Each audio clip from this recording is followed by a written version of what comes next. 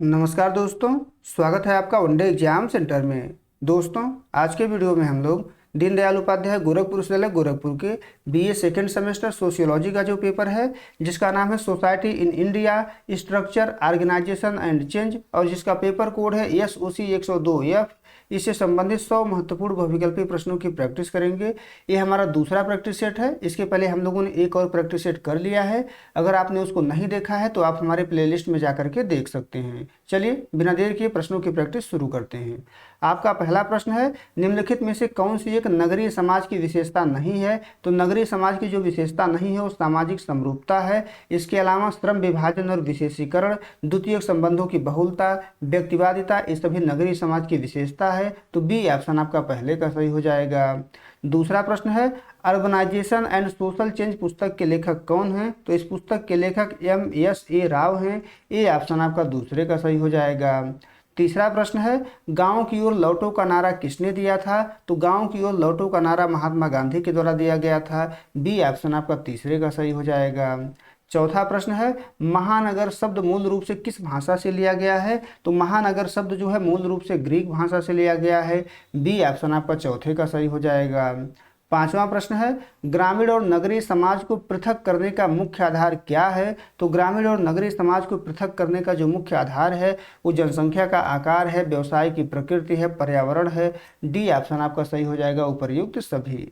छठा प्रश्न है, जब एक छोटा सा गांव धीरे धीरे व्यापारिक गतिविधियों के कारण विकसित होकर कस्बे का रूप ले लेता है तो इस प्रक्रिया को क्या कहते हैं? तो इस प्रक्रिया को नगरीकरण कहा जाता है। बी ऑप्शन आपका छठवें का सही हो जाएगा।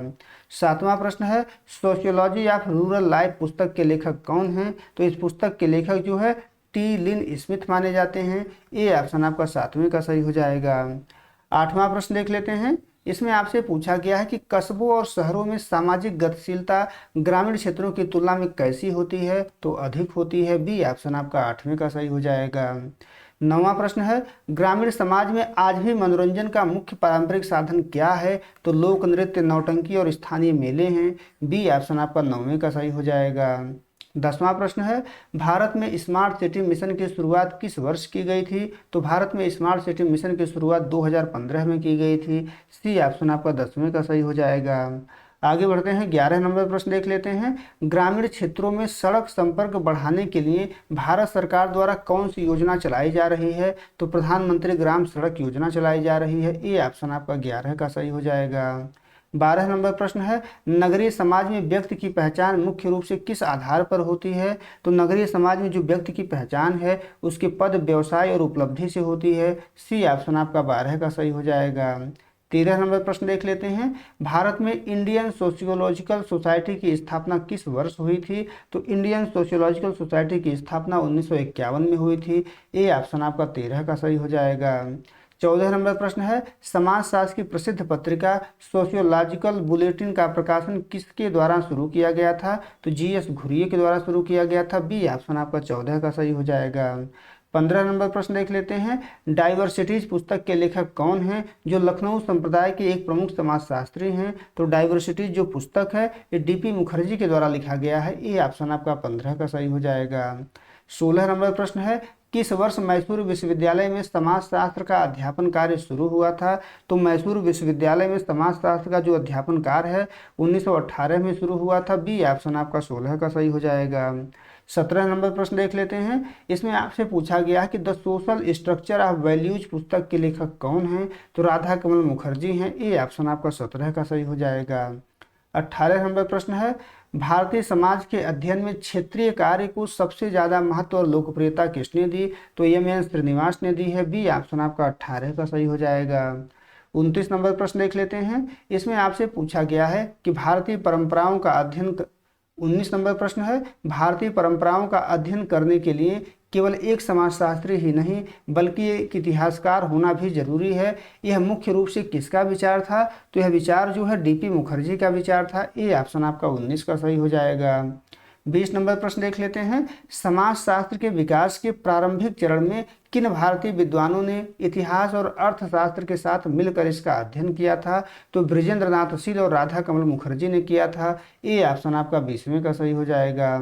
21 नंबर प्रश्न है, स्वतंत्रता के बाद भारतीय समाजशास्त्र में किस परिप्रेक्ष्य या दृष्टिकोण का प्रभाव सबसे ज्यादा बढ़ा है? तो संरचनात्मक प्रकार्यात्मक परिप्रेक्ष्य का प्रभाव सबसे ज्यादा बढ़ा है। बी ऑप्शन आपका 21 का सही हो जाएगा। 22 नंबर प्रश्न है, निम्नलिखित में से कौन सी पुस्तक समाजशास्त्री एस.सी. दुबे द्वारा लिखी गई है? तो एस.सी. दुबे के द्वारा इंडिया चेंजिंग विलेजेस लिखा गया है। बी ऑप्शन आपका 22 का सही हो जाएगा। 23 नंबर प्रश्न है, भारत के गृह मंत्रालय के अंतर्गत महापंजीयन एवं जनगणना आयुक्त का कार्यालय किस सामाजिक पहलू का आधिकारिक डेटा जारी करता है? तो भाषाई, धार्मिक और जनजातीय जनसंख्या का डेटा जारी करता है। सी ऑप्शन आपका 23 का सही हो जाएगा। 24 नंबर प्रश्न है, जाति शब्द की उत्पत्ति पुर्तगाली शब्द कास्टा से हुई है। इस कास्टा शब्द का वास्तविक अर्थ क्या होता है? तो इस कास्टा शब्द का वास्तविक अर्थ होता है नस्ल, वंश या प्रजाति का शुद्ध रूप। बी ऑप्शन आपका 24 का सही हो जाएगा। 25 नंबर प्रश्न देख लेते हैं, भारत में सनातन धर्म या हिंदू धर्म के बाद दूसरा सबसे बड़ा धार्मिक समूह या जनसंख्या किसकी है? तो हिंदू धर्म के बाद सबसे बड़ा जो धार्मिक समूह है वो मुस्लिम समूह है, तो इस्लाम सही हो जाएगा। सी ऑप्शन आपका 25 का सही हो जाएगा। 26 नंबर प्रश्न है, उत्तर भारत की अधिकांश भाषाएं जैसे हिंदी, पंजाबी, बंगाली, गुजराती किस भाषा परिवार का हिस्सा है? तो ये जो है भारोपी परिवार या इंडो आर्यन परिवार का हिस्सा है। बी ऑप्शन आपका 26 का सही हो जाएगा। 27 नंबर प्रश्न है, क्षेत्रीय पहचान का सकारात्मक पक्ष कौन सा हो सकता है? तो क्षेत्रीय पहचान का जो सकारात्मक पक्ष हो सकता है वो अपने क्षेत्र की कला, संस्कृति और भाषा का संरक्षण करना है। ए ऑप्शन आपका 27 का सही हो जाएगा। 28 नंबर प्रश्न है, जैन धर्म और बौद्ध धर्म मूल रूप से किस देश में उत्पन्न हुए थे? तो भारत में उत्पन्न हुए थे। बी ऑप्शन आपका 28 का सही हो जाएगा। 29 नंबर प्रश्न है, भारत की जाति व्यवस्था की उत्पत्ति के संबंध में दैवीय या धार्मिक सिद्धांत का उल्लेख सबसे पहले कहाँ मिलता है? तो ऋग्वेद के पुरुष सूक्त में मिलता है। यहाँ पर मूलतः वर्ण व्यवस्था की उत्पत्ति का सिद्धांत मिलता है। जाति व्यवस्था आगे चल करके इसी से धीरे धीरे विकसित होती है। तो ए ऑप्शन आपका 29 का सही हो जाएगा।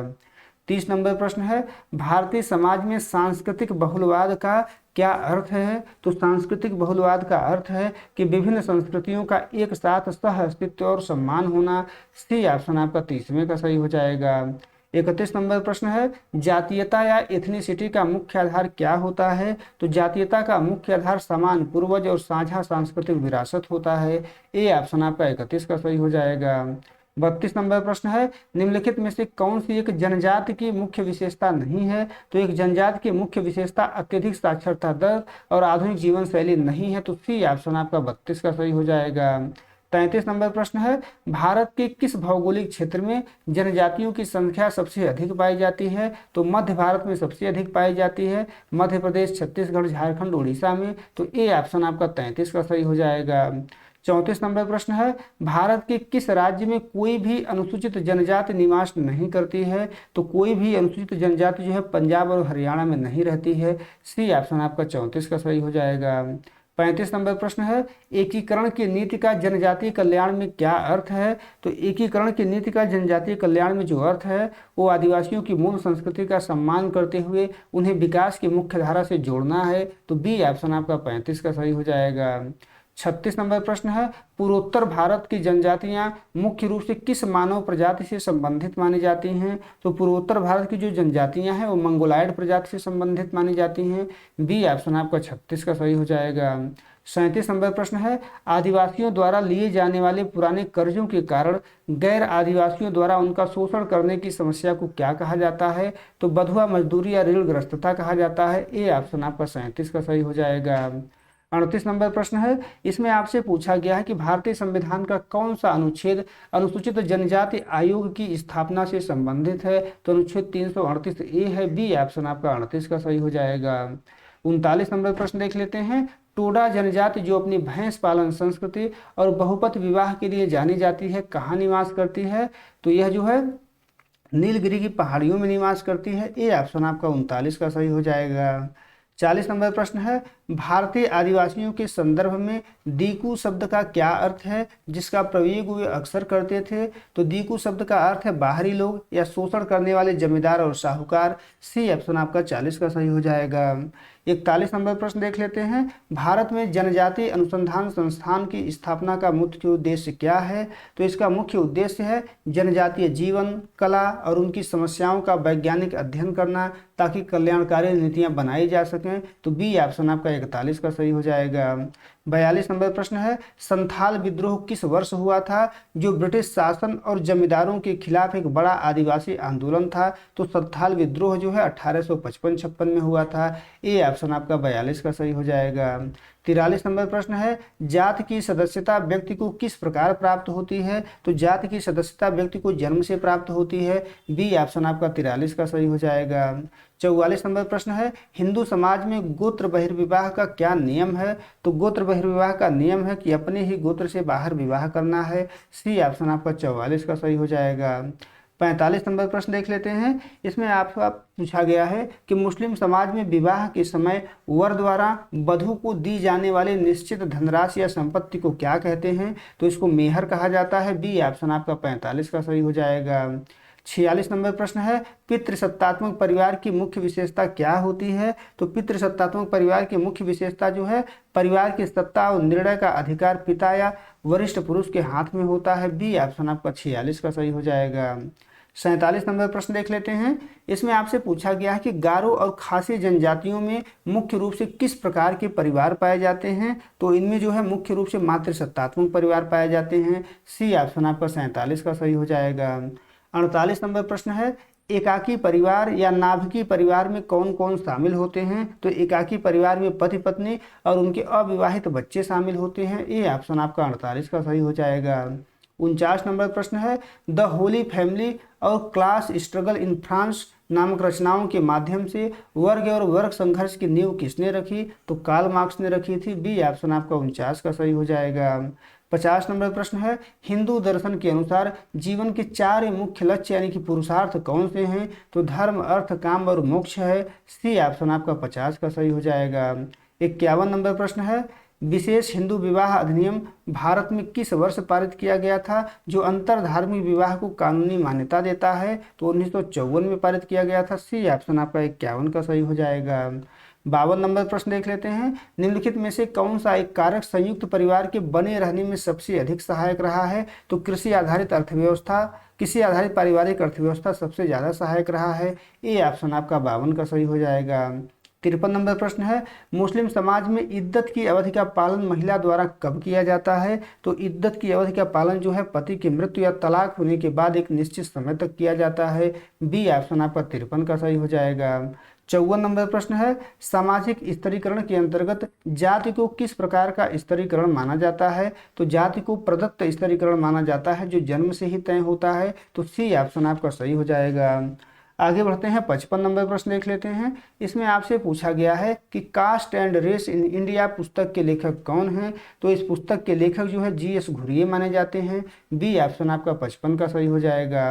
56 नंबर प्रश्न है, हिंदू विवाह अधिनियम 1955 के तहत निम्नलिखित में से किस प्रथा को कानूनी रूप से पूरी तरह प्रतिबंधित कर दिया गया? तो 56 का बी ऑप्शन आपका सही हो जाएगा। बहुविवाह को प्रतिबंधित कर दिया गया है। बी ऑप्शन आपका 56 का सही हो जाएगा। आगे बढ़ते हैं, 57 नंबर प्रश्न देख लेते हैं। इसमें आपसे पूछा गया है कि जादू, विज्ञान और धर्म के बीच अंतर स्पष्ट करने वाले मानव शास्त्री कौन हैं? तो 57 का ए ऑप्शन आपका सही हो जाएगा। बी मैलिनोवस्की हैं। ए ऑप्शन आपका सही हो जाएगा।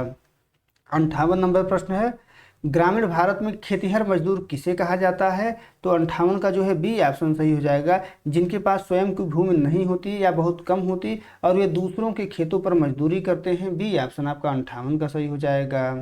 59 नंबर प्रश्न है, शहरी क्षेत्रों में उच्च मध्यम वर्ग का मुख्य आधार क्या है? तो उच्च मध्यम वर्ग का मुख्य आधार है उच्च व्यावसायिक शिक्षा, प्रबंधकीय पद और अच्छी नियमित आय। तो सी ऑप्शन आपका 59 का सही हो जाएगा।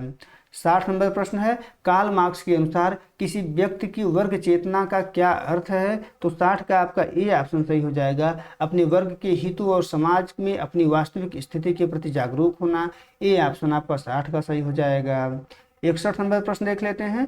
इसमें आपसे पूछा गया है कि भारत में ग्रामीण समाज से शहरी समाज में वर्गों का रूपांतरण किस वजह से तेजी से हो रहा है? तो 61 का आपका बी ऑप्शन सही हो जाएगा, शिक्षा, औद्योगिकरण और सेवा क्षेत्र के विस्तार से हो रहा है। आगे बढ़ते हैं, 62 नंबर प्रश्न देख लेते हैं। इसमें आपसे पूछा गया है कि असंगठित क्षेत्र के शहरी श्रमिकों की प्रमुख समस्या क्या है। तो असंगठित क्षेत्र के शहरी श्रमिकों की जो प्रमुख समस्या है वो रोजगार की असुरक्षा और सामाजिक सुरक्षा की समस्या है, जैसे पेंशन हो गया, बीमा हो गया, इसका अभाव है। तो सी ऑप्शन आपका 62 का सही हो जाएगा। 63 नंबर प्रश्न है, जाति का आधार जन्म है जबकि वर्ग का आधार कर्म या आर्थिक स्थिति है। यह कथन समाजशास्त्र में दर्शाता है, क्या दर्शाता है आपसे पूछा गया है कि जाति एक बंद व्यवस्था है और वर्ग एक खुली व्यवस्था है। बी ऑप्शन आपका 63 का सही हो जाएगा। 64 नंबर प्रश्न है, ग्रामीण क्षेत्रों में जमींदारी उन्मूलन अधिनियम स्वतंत्रता के बाद लागू करने का मुख्य उद्देश्य क्या था। तो इसका मुख्य उद्देश्य था भूमि का पुनर्वितरण करना और कृषकों को शोषण से बचाना। सी ऑप्शन आपका 64 का सही हो जाएगा। 65 नंबर प्रश्न देख लेते हैं, उद्योगों में काम करने वाले श्रमिकों और प्रबंधकों के बीच होने वाले विवादों को सुलझाने के लिए मुख्य रूप से किसका सहारा लिया जाता है। तो मुख्य रूप से श्रम कानून और सामूहिक सौदेबाजी का सहारा लिया जाता है। बी ऑप्शन आपका 65 का सही हो जाएगा। 66 नंबर प्रश्न है, जनसांख्यिकी या डेमोग्राफी शब्द का प्रयोग सर्वप्रथम किस विद्वान ने 1855 में किया था। तो 66 का ए ऑप्शन सही हो जाएगा, अचीले गुइलाइड के द्वारा किया गया था। ए ऑप्शन आपका 66 का सही हो जाएगा। 67 नंबर प्रश्न है, माल्थस के जनसंख्या सिद्धांत के अनुसार यदि जनसंख्या वृद्धि पर प्राकृतिक या मानवीय नियंत्रण न लगाया जाए तो प्रत्येक वर्ष में जनसंख्या दुगनी हो जाएगी। कितने वर्ष में हो जाएगी। तो 25 वर्ष में दुगनी हो जाएगी। बी ऑप्शन आपका 67 का सही हो जाएगा। 68 नंबर प्रश्न देख लेते हैं। इसमें आपसे पूछा गया है कि माल्थस ने जनसंख्या नियंत्रण के लिए जो प्राकृतिक निरोध यानी सकारात्मक अवरोध बताए थे उनमें निम्नलिखित में से कौन सा शामिल है। तो 68 का आपका सी ऑप्शन सही हो जाएगा। प्राकृतिक निरोध में जो है युद्ध, महामारी, अकाल और भूकंप शामिल हैं। सी ऑप्शन आपका 68 का सही हो जाएगा। 69 नंबर प्रश्न है, जनसांख्यिकीय संक्रमण सिद्धांत की तीसरी या अंतिम अवस्था की मुख्य विशेषता क्या होती है। तो इसकी मुख्य विशेषता होती है निम्न जन्म दर और निम्न मृत्यु दर। सी ऑप्शन आपका 69 का सही हो जाएगा। 70 नंबर प्रश्न है, किसी देश की जनसंख्या घनत्व तो कैसे मापा जाता है। तो देश की जनसंख्या घनत्व जो है प्रति वर्ग किलोमीटर में रहने वाले व्यक्तियों की संख्या से मापा जाता है। ये ऑप्शन आपका 70 का सही हो जाएगा। 71 नंबर प्रश्न है, वर्ष 2011 की जनगणना के अनुसार भारत का जनसंख्या घनत्व कितना है। तो भारत का जनसंख्या घनत्व जो है 382 प्रति वर्ग किलोमीटर है। बी ऑप्शन आपका 71 का सही हो जाएगा। आगे बढ़ते हैं, 72 नंबर प्रश्न देख लेते हैं। इसमें आपसे पूछा गया है कि 2011 की जनगणना के अनुसार भारत के किस राज्य में जनसंख्या का घनत्व सबसे अधिक है। तो 72 का सी ऑप्शन आपका सही हो जाएगा। 72 का सी ऑप्शन सही हो जाएगा, बिहार में सर्वाधिक है। आगे बढ़ते हैं, 73 नंबर प्रश्न देख लेते हैं। आपसे पूछा गया है कि शिशु मृत्यु दर से क्या तात्पर्य है। तो शिशु मृत्यु दर से तात्पर्य होता है, शिशु मृत्यु दर से तात्पर्य होता है प्रति 1000 जीवित जन्मे बच्चों में से 1 वर्ष की आयु से पहले मरने वाले शिशुओं की संख्या। बी ऑप्शन आपका 73 का सही हो जाएगा। 74 नंबर प्रश्न देख लेते हैं। इसमें आपसे पूछा गया है कि भारत सरकार द्वारा वर्तमान में लड़कियों की शादी की न्यूनतम आयु कितने वर्ष निर्धारित करने का प्रस्ताव या नियम है। तो 74 का सी ऑप्शन सही हो जाएगा। 21 वर्ष करने का नियम प्रस्तावित है। अभी वर्तमान समय में 18 वर्ष है, लेकिन 21 वर्ष करने का प्रस्तावित किया गया है। तो सी ऑप्शन आपका 74 का सही हो जाएगा। 75 नंबर प्रश्न है, माल्थूसियन कैटास्ट्रोफी शब्द का अर्थ क्या है, क्या इसका अर्थ है। तो बी ऑप्शन आपका सही हो जाएगा, जनसंख्या का खाद्य आपूर्ति से बहुत अधिक हो जाना जिससे अकाल या भुखमरी की स्थिति पैदा हो जाए। बी ऑप्शन आपका 75 का सही हो जाएगा। 76 नंबर प्रश्न है, जनसंख्या वृद्धि को नियंत्रित करने का सबसे स्थायी और प्रभावी सामाजिक उपाय क्या है। तो 76 का सी ऑप्शन आपका सही हो जाएगा, महिला शिक्षा और जागरूकता का प्रसार करना। सी ऑप्शन आपका 76 का सही हो जाएगा। 77 नंबर प्रश्न है, 2011 की जनगणना के अनुसार भारत का सबसे अधिक जनसंख्या वाला राज्य कौन सा है। तो 77 का आपका बी ऑप्शन सही हो जाएगा, उत्तर प्रदेश है। बी ऑप्शन 77 का सही हो जाएगा। 78 नंबर प्रश्न है, जनसांख्यिकीय लाभांश का क्या अर्थ होता है। तो इसका अर्थ होता है कि किसी देश की जनसंख्या में कार्यशील आयु वर्ग का अनुपात अधिक होना जो आर्थिक विकास में सहायक हो। ए ऑप्शन आपका 78 का सही हो जाएगा। 79 नंबर प्रश्न है, पश्चिमीकरण शब्द का प्रयोग एम श्रीनिवास ने भारतीय समाज में आ रहे किस परिवर्तन को स्पष्ट करने के लिए किया था। तो लगभग 150 वर्षों के ब्रिटिश शासन के कारण भारतीय समाज और संस्कृति में आए प्रौद्योगिकी संस्थागत और मूल्यगत परिवर्तन को स्पष्ट करने के लिए किया था। बी ऑप्शन आपका 79 का सही हो जाएगा। 80 नंबर प्रश्न है, आधुनिक युग में जातिवाद को बढ़ावा मिलने का सबसे बड़ा कारण क्या माना जाता है? तो सबसे बड़ा कारण है राजनीति में जाति का वोट बैंक के रूप में उपयोग और जातिगत संगठनों का उदय। सी ऑप्शन आपका 80 का सही हो जाएगा। 81 नंबर प्रश्न है, सांप्रदायिकता राष्ट्रीय एकीकरण के मार्ग में किस प्रकार की बाधा है? तो 81 का बी ऑप्शन सही हो जाएगा। यह नागरिकों के बीच अविश्वास, दंगे और विभाजनकारी प्रवृत्तियों को जन्म देती है। बी ऑप्शन आपका 81 का सही हो जाएगा। 82 नंबर प्रश्न है, नक्सलवाद विचारधारा मूल रूप से किस विदेशी राजनीतिक विचारक के सिद्धांतों से प्रेरित है? तो कार्ल मार्क्स और माओ त्से तुंग से प्रेरित है। ए ऑप्शन आपका 82 का सही हो जाएगा। 83 नंबर प्रश्न है, एम एन श्रीनिवास के अनुसार किसी जाति को प्रभु जाति कहलाने के लिए कौन सी विशेषता आवश्यक है? तो किसी जाति को प्रभु जाति कहलाने के लिए बड़ी जनसंख्या होनी चाहिए, आर्थिक रूप से उसको शक्तिशाली होना चाहिए, स्थानीय जाति संस्करण में अपेक्षाकृत उच्च स्थान उसका होना चाहिए। तो डी ऑप्शन आपका सही हो जाएगा, उपर्युक्त सभी। 84 नंबर प्रश्न है, सेक्युलराइजेशन या धर्मनिरपेक्षीकरण की प्रक्रिया के तहत समाज में किसका महत्व बढ़ता है? तो इससे समाज में जो है तार्किकता, विज्ञान और मानवीय कल्याण का महत्व बढ़ता है। बी ऑप्शन आपका 84 का सही हो जाएगा। 85 नंबर प्रश्न है, भारत में सांप्रदायिक दंगों को रोकने और सामाजिक सद्भाव बनाए रखने के लिए सबसे महत्वपूर्ण प्रशासनिक कदम क्या हो सकता है? तो ए ऑप्शन सही हो जाएगा, कानून व्यवस्था से कड़ाई से पालन और भड़काऊ भाषणों पर रोक। ए ऑप्शन आपका 85 का सही हो जाएगा। 86 नंबर प्रश्न है, जातिवाद की समस्या को समाप्त करने के लिए समाजशास्त्रियों द्वारा क्या सुझाव दिया गया है? तो बी ऑप्शन आपका सही हो जाएगा, अंतर जातीय विवाहों को बढ़ावा देना और जाति सूचक शब्दों के संकीर्ण प्रयोग को रोकना। तो बी ऑप्शन आपका 86 का सही हो जाएगा। 87 नंबर प्रश्न है, निम्नलिखित में से कौन सा आंदोलन भारत में भूमि सुधारों से जुड़ा था जिसका उद्देश्य जमींदारों से स्वेच्छा से भूमि दान कराकर भूमिहीन किसानों को देना था? तो 87 का ए ऑप्शन सही हो जाएगा, भूदान आंदोलन। ए ऑप्शन आपका सही हो जाएगा।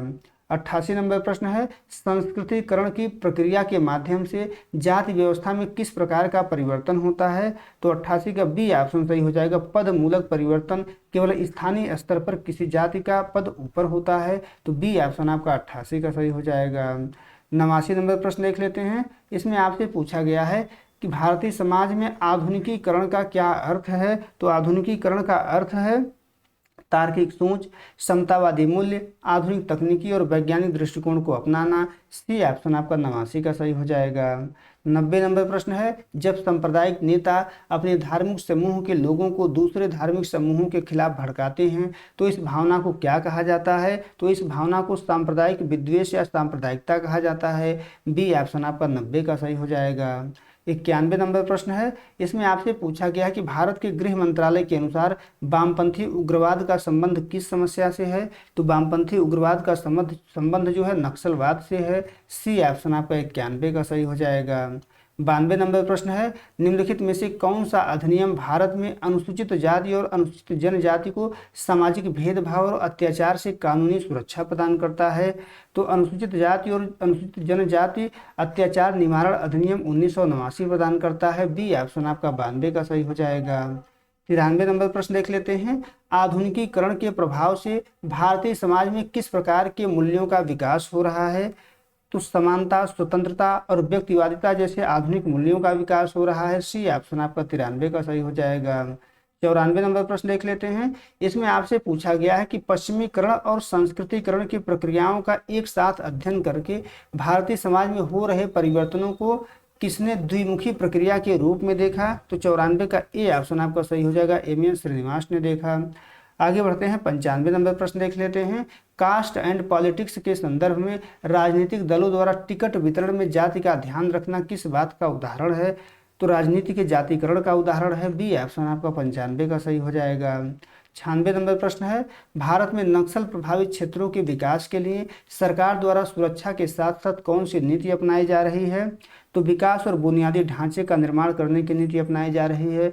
बी ऑप्शन आपका 96 का सही हो जाएगा। 97 नंबर प्रश्न है, समाजशास्त्र में परंपरा का क्या अर्थ होता है? तो परंपरा का अर्थ होता है वे विचार, व्यवहार और मूल्य जो पीढ़ी दर पीढ़ी हस्तांतरित होते आ रहे हैं। ये ऑप्शन आपका 97 का सही हो जाएगा। 98 नंबर प्रश्न देख लेते हैं, ग्लोबलाइजेशन या वैश्वीकरण के कारण भारतीय नगरीय समाज के मध्यम वर्ग की जीवन शैली पर किसका प्रभाव सबसे अधिक दिखाई देता है? तो वैश्विक संस्कृति, बहुराष्ट्रीय कंपनियों और उपभोक्तावाद का प्रभाव सबसे अधिक दिखाई देता है। बी ऑप्शन आपका 98 का सही हो जाएगा। 99 नंबर प्रश्न है, सांप्रदायिक सद्भाव के लिए राष्ट्रीय फाउंडेशन भारत में किस मंत्रालय के अंतर्गत कार्य करता है? तो गृह मंत्रालय के अंतर्गत कार्य करता है। ए ऑप्शन आपका 99 का सही हो जाएगा। 100 नंबर प्रश्न है, संस्कृतिकरण की प्रक्रिया के विपरीत जब उच्च जाति के लोग अपनी कुछ पारंपरिक रूढ़ियों को छोड़कर आधुनिक या धर्मनिरपेक्ष जीवन शैली अपनाते हैं तो एम.एन. श्रीनिवास के अनुसार उसे किस प्रक्रिया के सह प्रभाव के रूप में देखा जा सकता है? तो आधुनिकीकरण और पश्चिमीकरण के रूप में देखा जा सकता है। ए ऑप्शन आपका 100वें का सही हो जाएगा। उम्मीद है दोस्तों आपको वीडियो पसंद आया होगा। अगर वीडियो अच्छी लगी तो हमारे चैनल को सब्सक्राइब कर लीजिए, वीडियो को लाइक और शेयर कर दीजिए। बहुत बहुत धन्यवाद।